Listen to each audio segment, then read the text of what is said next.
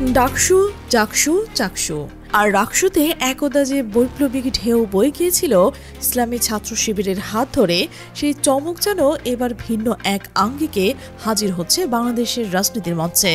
এককালে যে সংগঠনটি পরিচিত ছিল তার কঠোর নীতি ও একটি নির্দিষ্ট কাঠামোর মধ্যে, তারা এখন নিজেদের পুরনো খোলস ছেড়ে বেরিয়ে আসছেন এক নতুন রূপে। ইসলামী ছাত্র শিবির যেন কর্মপদ্ধতি ও দলীয় পরিচয়ের বাইরে গিয়ে হিন্দু, বৌদ্ধ, চাকমা এমনকি নন হিজাবিদের নিয়েও যে অভাবনীয় বৈচিত্র্য প্রদর্শন করছিলেন, তা ছিল এক কথায় অসাধারণ, এক যুগান্তকারী পদক্ষেপ, যা সেই সময়কার রাজনৈতিক অঙ্গনে এক নীরব বিপ্লব ঘটিয়েছিল। সেই অভূতপূর্ব কৌশল এবং অপ্রত্যাশিত অন্তর্ভুক্তির ধারা এখন যেন মূল স্রোতের রাজনীতিতেও নতুন দিগন্ত উন্মোচন করেছে। আর এই ঢেউয়ের প্রধান কুশীলব হিসেবে আবির্ভূত হচ্ছে বাংলাদেশ জামাতে ইসলামী। তাদের এই নতুন চাল, এই নতুন রূপান্তর এবং এর গভীরে লুকিয়ে আছে এক সুদূর প্রসারী রাজনৈতিক পরিকল্পনা। আসন্ন জাতীয় সংসদ নির্বাচনকে সামনে রেখে জামাত ইসলামী যেন কৌশল গ্রহণ করছে, তা তাদের দীর্ঘ ও বর্ণিল ইতিহাসের এক নজিরবিহীন অধ্যায়। দল তার চিরাচরিত ফরম্যাট থেকে একেবারে সরে এসেছে, যা রাজনৈতিক পর্যবেক্ষকদের বিস্মিত করেছে। এমন এক সময়ে তারা এই পরিবর্তন আনছে যখন দেশের রাজনৈতিক আবহাওয়া, সমাজের গভীর প্রত্যাশা এবং তরুণ প্রজন্মের আকাঙ্ক্ষা এক ভিন্ন পথের ইঙ্গিত দিচ্ছে। যুগের চাহিদা, সমাজের দীর্ঘদিনের লালিত আকাঙ্ক্ষা, তরুণদের পরিবর্তনের প্রত্যাশা এবং ভিন্ন ধর্মাবলম্বীদের কাছে আস্থা অর্জনের সুগভীর ভরসা, এই সব কয়টি বিষয়কে অত্যন্ত গুরুত্ব সহকারে বিবেচনা করে তারা সাজাচ্ছে একেবারে প্রার্থী তালিকা। এই তালিকা কেবল একটি নির্বাচনের জন্য নয়, বরং জামাতের ভবিষ্যৎ রাজনীতির গতিপথে এক সুস্পষ্ট ইঙ্গিত, যা হয়তো অচেনা এক রাজনীতির ভূদৃশ্য তৈরি করবে। এই নতুন তালিকায় কারা থাকছেন, সেই প্রশ্নটি এখন দেশের রাজনীতির মহলে মুখে মুখে। উত্তরটি যত সহজ, এর প্রভাব ততটাই গভীর এবং সুদূর প্রসারী। নারী এবং অমুসলিম প্রার্থী জামাতের ইতিহাসে এমন নজির নেই, যা এর আগে কখনো দেখা যায়নি। এদেশের কোনো নির্বাচনে তারা নারীদের প্রার্থী করেনি। অমুসলিমদের কথা তো বলাই বাহুল্য, তাদের নিয়ে তো চিন্তাও করা হতো না। কিন্তু এবার সে অসাধ্য সাধন করেছে জামাত ইসলামী। এই সিদ্ধান্ত কেবল একটি কৌশলগত পরিবর্তন নয়, এটি যেন নিজেদের পরিচিতি এবং রাজনৈতিক দর্শনের এক আমূল পুনর্বিন্যাস। এই পদক্ষেপ রাজনৈতিক মহলে এক বড় আলোচনার জন্ম দিয়েছে, যেখানে বিস্ময় এবং কৌতূহল দুটোই বিদ্যমান। কিভাবে এবং কেন এই অভাবনীয় পরিবর্তন, তা নিয়ে জল্পনা কল্পনার অন্ত নেই এবং অনেকেই এর পেছনে আসল উদ্দেশ্য নিয়ে গভীরভাবে ভাবছেন। এই পরিবর্তনের নেপথ্যে রয়েছে এক গভীর উপলব্ধির ক্ষেত্র। জামাত এখন আর কেবল ওয়েলফেয়ার বা জনকল্যাণমূলক কর্মকাণ্ডের মধ্যে সীমাবদ্ধ থাকতে চাইছে না, বরং তারা পুরো দমে রাজনৈতিক অঙ্গন নিজেদের প্রতিষ্ঠা করতে দৃঢ় প্রতিজ্ঞ। গত 5ই আগস্টের পর থেকে তাদের এই রাজনৈতিক অভিলাষ আরও স্পষ্ট হয়ে উঠেছে এবং দেশের বর্তমান বাস্তবতাকেই তারা তাদের কৌশলগত মূল ভিত্তি হিসেবে গ্রহণ করছে।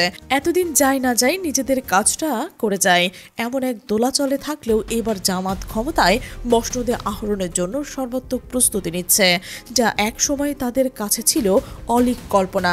তাদের এই প্রস্তুতি কেবল কথার কথা নয়, বরং এর প্রতিফলন দেখা যাচ্ছে তাদের প্রতিটি কর্মকাণ্ডে, প্রতিটি পদক্ষেপে। এই নতুন রাজনৈতিক যাত্রায় জামাত কোনো রাগঢাক রাখছে না। তারা এখন আর নিভৃতে কাজ করছে না, বরং প্রকাশ্যে শোডাউন করছে, নিজেদের শক্তি এবং জনসমর্থন প্রদর্শন করছে। গ্রামের পর গ্রাম, মিটিং, সালিশে তারা পৌঁছে যাচ্ছে সাধারণ মানুষের দোরগোড়ায়, তাদের অভাব অভিযোগ শুনছে এবং নিজেদের বার্তা অত্যন্ত কৌশলগতভাবে সরিয়ে দিচ্ছে। থানা, অফিস, আদালত যোগাযোগ বাড়াচ্ছে এবং তাদের প্রশাসনিক প্রভাব বিস্তারের ইঙ্গিত দেওয়া এবং স্থানীয় প্রশাসনে তাদের গ্রহণযোগ্যতা বাড়াচ্ছে। এমনকি আন্তর্জাতিক অঙ্গনেও তারা নিজেদের মেলে ধরছে, বিভিন্ন চ্যানেলে নিজেদের অবস্থান তুলে ধরছে এবং নিজেদের একটি আধুনিক রাজনৈতিক শক্তি হিসেবে উপস্থাপন করছে। এই পদক্ষেপগুলো স্পষ্টতই জানান দিচ্ছে যে জামাত একেবারে অভ্যন্তরীণ রাজনীতিতে সীমাবদ্ধ থাকতে চাইছে না এবং সংস্কৃতি আদায়ে তারা সচেষ্ট, যা তাদের ভবিষ্যৎ রাজনীতির উচ্চাকাঙ্ক্ষারই প্রতিচ্ছবি। ক্ষমতার রাজনীতিতে যে অদম্য শক্তির প্রয়োজন, যে সত্যটি জামায়াত এখন সম্পূর্ণভাবে উপলব্ধি করতে পারছে, এই উপলব্ধি থেকেই তাদের জনসমাবেশে শোনা যাচ্ছে গরম গরম বক্তৃতা, যা পূর্বে তাদের বক্তব্য এতটাই তীব্র ছিল না। শাহজাহান চৌধুরীর হুঙ্কার, সেই পলিটিক্সের পার্ট, মাসেল শো রাজনীতির আর্ট, এই বক্তব্যগুলো জামাতের নতুন আগ্রহী মনোভাবের প্রতিচ্ছবি। তারা কেবল তাত্ত্বিক আলোচনা নয়, বরং মাঠে নেমে সরাসরি চ্যালেঞ্জ ছুটতে প্রস্তুত, বা তাদের বিদায়ী পদক্ষেপের এক কঠিন পরীক্ষার সম্মুখে ফেলে ফেলে দেবে। এই পরিবর্তন জামায়াতের চিরাচরিত শান্ত এবং রক্ষণশীল ভাবমূর্তি থেকে বেরিয়ে আসার এক দুঃসাহসিক প্রয়াস, যা দেশের রাজনৈতিক সমীকরণকে বদলে দিতে পারে। সামাজিক যোগাযোগ মাধ্যমেও জনমত এখন ব্যাপক সক্রিয়। ফেসবুক, টুইটার, এমনকি টিকটকের মতো জনপ্রিয় প্ল্যাটফর্মেও জামায়াতের ওপর উপস্থিতি লক্ষ্য করা যায়। এই ডিজিটাল প্ল্যাটফর্মগুলো ব্যবহার করে তারা তাদের বার্তা তরুণ প্রজন্মের কাছে পৌঁছে দিচ্ছে, যা তাদের রাজনৈতিক প্রভাব আরও বিস্তৃত করছে এবং এক নতুন ভোটারদের আকৃষ্ট করছে। এই ডিজিটাল উপস্থিতি শুধু প্রচারের মাধ্যমেই নয়, এটি তাদের কৌশলগত দূরদর্শিতারও প্রমাণ। তারা বুঝতে পারছেন আধুনিক যুগের টিম থাকতে হলে প্রযুক্তি ও গণযোগাযোগের এই শক্তিশালী মাধ্যমগুলিকে ব্যবহার করা অপরিহার্য। এই সকল পদক্ষেপের মধ্যে দিয়ে জামাত যেন এক নতুন পরিচয়ে নিজেদের উপস্থাপন করছে, যেখানে তারা শুধু একটি ধর্মীয় রাজনৈতিক দল নয়, বরং একটি আধুনিক ও গতিশীল রাজনীতির শক্তি হিসেবে আবির্ভূত হচ্ছে, যা ভবিষ্যৎকে বাংলাদেশের রাজনীতিতে এক নতুন মাত্রা যোগ করতে পারে। আন্তর্জাতিক মহলে এবং বিশেষ করে পশ্চিমা দেশগুলোতে জামাত যখন গণতান্ত্রিক উপায়ে রাষ্ট্র ক্ষমতায় যেতে চায়, তখন দুটি প্রধান বিষয়ে প্রশ্ন ওঠে বারবার: অন্তর্ভুক্তি এবং নারীদের অংশগ্রহণ। এই প্রশ্নগুলো জামাতের দীর্ঘদিনের পরিচিতির সঙ্গে সংযুক্তি ছিল না, বরং তাদের রক্ষণশীল ভাবমূর্তির সঙ্গে সাংঘর্ষিক ছিল। এবার জামাত তাদের এই সুস্পষ্ট জবাবের চমক দিয়েছে সবাইকে। তারা স্পষ্ট ভাষায় ঘোষণা করেছে, আমরা দুটি করছি। তাদের এই বক্তব্য কেবল একটি ঘোষণা নয়, বরং এটি একটি কর্মপরিকল্পনারই ইঙ্গিত, যা তাদের ইতিমধ্যে অত্যন্ত দৃঢ়তার সঙ্গে বাস্তবায়ন শুরু করছে। জামাত জানিয়েছে তাদের দল থেকে সংসদে কেবল মুসলিম আর পুরুষরা নয়, বরং যাবেন নন মুসলিম ও নারীরাও। এই বিবৃতি জামাতের রাজনীতির ইতিহাসে এক নতুন দিগন্ত উন্মোচন করছে। শোনা যাচ্ছে এরই মধ্যে নারী প্রার্থীদের একটি প্রাথমিক তালিকা তৈরি করছে জামাত ইসলামী। এই তালিকায় কেবল নামমাত্র নয়, বরং এতে রয়েছেন দেশের স্বনামধন্য এবং প্রভাবশালী নারীরা, যাদের অনেকেই সমাজ ও শিক্ষাক্ষেত্রে নিজেদের মেধার স্বাক্ষর রাখছেন। দেশ বিদেশে পরিচিত বেশ কয়েকজন শিক্ষাবিদ, সমাজসেবিকা, তুখোর সংগঠক, নিবেদিত প্রাণ ডাক্তার এবং সুশিক্ষিত ইঞ্জিনিয়ার এই আলোচনা রয়েছেন। তাদের অন্তর্ভুক্তি জামাতের রাজনৈতিক মঞ্চে এক অভূতপূর্ব পরিবর্তন আনবে বলেই ধারণা হচ্ছে। এটি জামাতের ভেতরের এক নতুন নেতৃত্বের ধারা তৈরি করবে, যা তাদের ভবিষ্যৎকে আরও উজ্জ্বল করবে। এই তালিকায় প্রথম যে নামটি বিশেষভাবে আলোচনায় আসছে, তিনি হলেন অধ্যাপিকা নুরুন্নিসা সিদ্দিকী। 5 আগস্টের পর এই নামটি জামাত এবং জামাতের বাইরে গণমাধ্যমে বেশ আলোচিত হয়েছে। তার নেতৃত্বে নিয়ে জল্পনা কল্পনা শুরু হয়েছে জামাত ইসলামের মহিলা বিভাগের কেন্দ্রীয় সেক্রেটারি জেনারেল নুরুন্নিসা সিদ্দিকা শুধু একজন শিক্ষাবিদ নন, তিনি একজন নিবেদিত প্রাণ সমাজসেবিকা এবং তুখোর সংগঠক। কথিত শেখ হাসিনা ফ্যাসিবাদ শাসনের আমলেও তিনি দলকে চাঙ্গা রেখেছেন, নিরলসভাবে কাজ করে চলছেন তৃণমূল থেকে কেন্দ্র পর্যন্ত। তার দীর্ঘদিনের অভিজ্ঞতা এবং সাংগঠনিক দক্ষতা জামাতের নারী নেতৃত্বের এক নতুন উচ্চতায় নিয়ে যাবে বলেই মনে করছেন অনেকে। তার প্রার্থিতা কেবল একটি প্রতীকী পদক্ষেপ নয়, এটি জামাতের নারীর নেতৃত্বের একটি আস্থা, একটি শক্তিশালী বার্তা, যা নারীদের রাজনীতিতে সক্রিয় হতে উৎসাহিত করে। এর পরের নামটি আরও বেশি পরিচিত, বিশেষ করে তরুণ প্রজন্মের কাছে। তিনি হলেন ইঞ্জিনিয়ার মার্দিয়া মমতাজ। বাংলাদেশ প্রকৌশল বিশ্ববিদ্যালয়ের সিভিল ইঞ্জিনিয়ারিং বিভাগের প্রাক্তন এই মেধাবী শিক্ষার্থী বর্তমানে একজন বিশ্ববিদ্যালয়ের শিক্ষক, সফল প্রকৌশলী এবং একজন তুখোর বক্তা।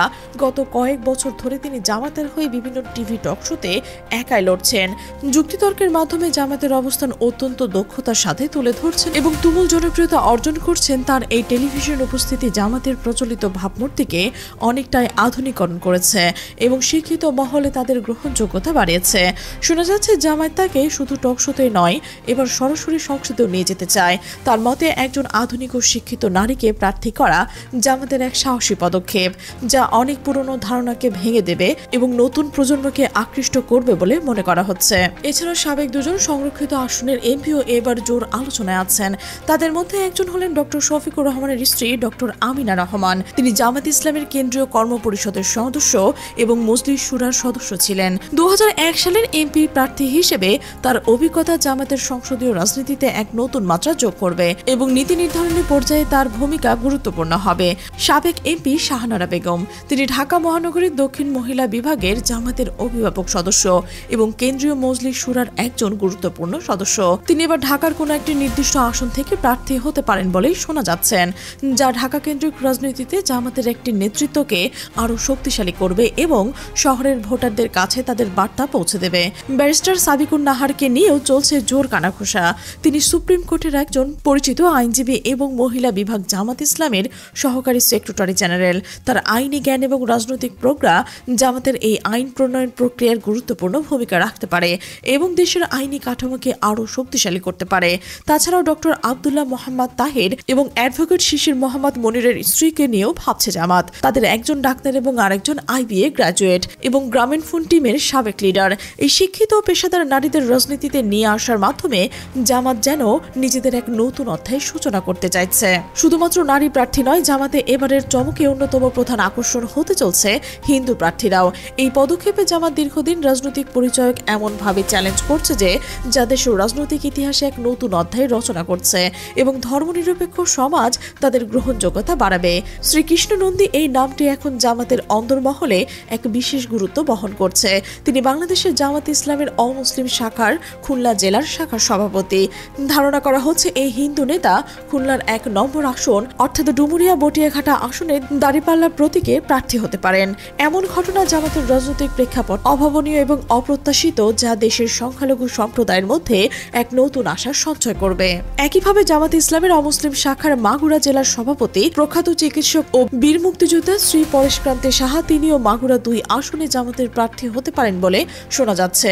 একজন বীর মুক্তিযোদ্ধা এবং হিন্দু সম্প্রদায়ের একজন প্রখ্যাত ব্যক্তিত্বকে প্রার্থী করার এই সিদ্ধান্ত জামাতের অন্তর্ভুক্তিমূলক নীতির এক শক্তিশালী বার্তা। এই দুজন অমুসলিম প্রার্থীর সম্ভাব্য অন্তর্ভুক্তি কেবল প্রতীকী নয়, বরং এটি জামাতের রাজনৈতিক দর্শন এবং কৌশলগত পরিবর্তনের এক গভীর পরিচায়ক। জামাত এত প্রস্তুতি এবং কৌশলগত পরিবর্তনের পরেও একটি প্রশ্ন বারবার উত্থাপিত হচ্ছে জনমনে: জামাত ক্ষমতায় গেলে দেশ চলতে পারবে কিভাবে?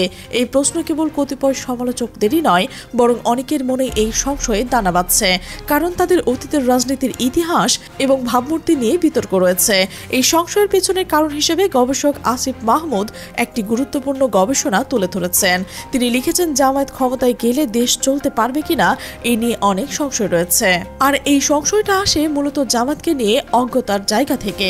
তার মতে, জামাতের জনশক্তি সম্পর্কে যাদের ধারণা রয়েছে তারা সহজেই বুঝতে পারবে যে জামাত খুব ভালোভাবেই দেশ চালাতে পারবে, কারণ তাদের রয়েছে এক বিশাল সুগঠিত কর্মী বাহিনী। গবেষক আসিফ মাহমুদ পর্যবেক্ষণ অনুযায়ী জামাতের জনশক্তি দেশের রাজনীতির মহলে যতটা আলোচিত এবং তার চেয়েও বেশি সুসংগঠিত ও দক্ষ। তার মতে, জামাত ইতিমধ্যে দেশ ও বিদেশের বিভিন্ন স্টক হোল্ডারদের সাথে নিবিড়ভাবে বৈঠক করছে, যা তাদের কূটনৈতিক সক্ষমতার পরিচায়ক। ওয়ার্ল্ড ব্যাংক, IMF, বিভিন্ন ধরনের রাষ্ট্রপ্রধান, এমনকি উচ্চপদস্থ ব্যুরোক্রেটদের সাথে তারা দ্বিপাক্ষিক বৈঠক করছে এবং বিভিন্ন বিষয় নিয়ে মতবিনিময় করছে। এই তথ্যগুলো জামাতের আন্তর্জাতিক কূটনৈতিক দক্ষতা এবং বিচক্ষণতারই ইঙ্গিত। আমিরি জামাত স্বয়ং অনেকগুলো দেশ চষে বেরিয়েছেন, আমেরিকা, ইউরোপ, লন্ডন, আন্তর্জাতিক সম্পর্ক জোরদার করতে। এসব সফরের উদ্দেশ্য কেবল ব্যক্তিগত বা দলীয় সম্পর্ক স্থাপন নয়, বরং বৈশ্বিক প্রেক্ষাপটে বাংলাদেশের অবস্থান এবং জামাতকে ভবিষ্যতের ভূমিকা নিয়ে আলোচনা করা। আন্তর্জাতিক অ্যাফেয়ার্স ডিল করার যে সক্ষমতা জামাতের আছে তা এইসব ঘটনা থেকে স্পষ্ট বোঝা যাচ্ছে। এর মানে হলো আন্তর্জাতিক সম্পর্ক এবং কূটনৈতিক জটিলতা মোকাবেলায় জামাত একটি প্রস্তুত শক্তি, যা দেশের বৈশ্বিক নীতি নির্ধারণে গুরুত্বপূর্ণ ভূমিকা রাখতে পারে। এর বাইরেও জামাত আরও একটি বড় কাজ করছে যা সাধারণ রাজনৈতিক দলগুলো করে না। বিদেশে উচ্চশিক্ষা শেষ করে কিংবা ভালো অবস্থান থাকা জনশক্তিদের অনেকেই তারা দেশে ফিরিয়ে এনে নির্বাচনকে কেন্দ্র করে কাজ করাচ্ছেন। এদের মধ্যে অনেকে রয়েছেন যাদের ইতিমধ্যে MP প্রার্থী হিসেবে ঘোষণা করা হয়েছে, যা তাদের সম্ভাব্য প্রার্থীর তালিকায়ও রয়েছেন।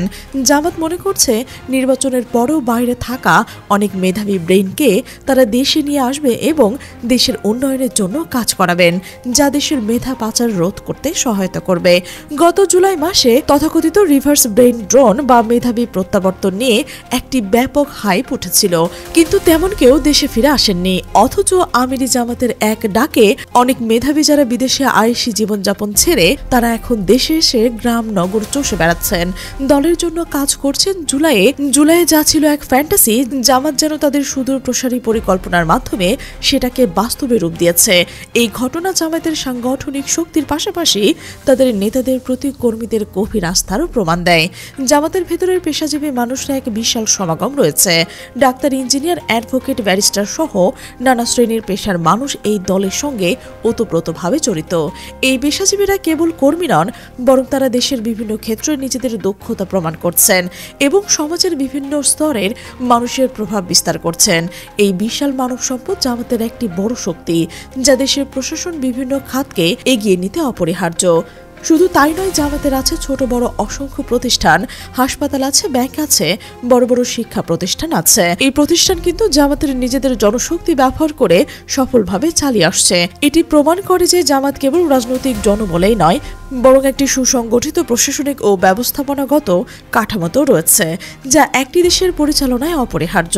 জামাতের শহীদ মীর কাসেম আলী মিন্টুর মতো উদ্যোক্তা ছিলেন, যিনি ইবনে সিনা ট্রাস্টের প্রতিষ্ঠাতা, এবং এখনও অনেকেই এমন দূরদর্শী এবং উদ্যমী মানুষ জামাতের সঙ্গে জড়িত আছেন। জামাতে যে জনশক্তি রয়েছে, তাদের যোগ্যতা সক্ষমতা বাংলাদেশের একটি নীরব বিপ্লব ঘটানোর জন্য যথেষ্ট, এমনটাই বিশ্বাস করছেন গবেষক আসিফ মাহমুদ এবং অন্যান্য বিশ্লেষকরাই। এই বিপ্লব কেবল রাজনৈতিক নয়, বরং এটি অর্থনৈতিক ও সামাজিক ক্ষেত্রেও ব্যাপক পরিবর্তন আনতে পারে, যা দেশের ভবিষ্যৎকে এক নতুন দিকে নিয়ে যাবে। বিশ্লেষকদের ধারণা, জামাতের নেতৃত্বে যে সরকার গঠিত হবে তা বাংলাদেশের রাষ্ট্র পরিচালনার ক্ষেত্রে এক অনন্য নজির স্থাপন করবে ইনশাল্লাহ। এই আত্মবিশ্বাস জামাতের মধ্যে এক নতুন উদ্দীপনা সৃষ্টি করেছে এবং তাদের কর্মীর মাধ্যমে এক নতুন আশার সঞ্চার করছে। আর সবচেয়ে বড় কথা হলো, একটি দেশে যদি সত্যি এগিয়ে যেতে চায়, তবে ক্যারিসমাটিক কিছু না করেও শুধুমাত্র সৎ, দক্ষ এবং যোগ্য নেতৃত্বের অধীনে থাকলে সেই দেশ আপন গতিতে এগিয়ে যাবে। এই বিষয়টিকে নিয়ে কোনো বিতর্ক নেই, আর এটি একটি প্রতিষ্ঠিত সত্য যে জামাতের নেতারা সৎ এবং দুর্নীতিপ্রবণ নয়। এই ব্যাপারে কারো কোনো বিতর্ক নেই, তর্কও নেই। তাদের সততা, দক্ষতা এবং নিঃস্বার্থ কর্মের প্রতি আনুগত্য প্রায় সর্বজন স্বীকৃত, যা তাদের নেতৃত্বের মূল ভিত্তি। ফলে তাদের এই সততা এবং যোগ্যতা বাংলাদেশের রাষ্ট্র ব্যবস্থায় এক আমূল পরিবর্তন আনবে বলে বিশ্বাস করা হচ্ছে। এই পরিবর্তন কেবল প্রশাসন ও অর্থনীতির নয়, বরং সমাজের প্রতিটি স্তরে এক নতুন মানদণ্ড স্থাপন করবে, যা দেশের ভবিষ্যৎ প্রজন্মকে এক উন্নত দেশ উপহার দেবে। বাকিটা আল্লাহ ভরসা। এই পুরো বিষয়টি জামাতের এই অভাবনীয় রূপান্তর এবং নতুন কৌশলের প্রভাব নিয়ে আপনার কি মনে হয় দর্শক? আপনার মূল্যবান মতামত জানাতে পারেন কমেন্টের ঘরে। আর এই চ্যানেলে যদি নতুন হয়ে থাকেন, অবশ্যই সাবস্ক্রাইব করে বেল আইকনটি বাজিয়ে রাখুন, যেন এমন গুরুত্বপূর্ণ বিশ্লেষণ এবং খবর সবার আগে আপনার কাছে পৌঁছয় এবং আপনি সর্বশেষ তথ্য সম্পর্কে অবগত থাকতে পারেন। আমাদের সাথে থাকার জন্য ধন্যবাদ।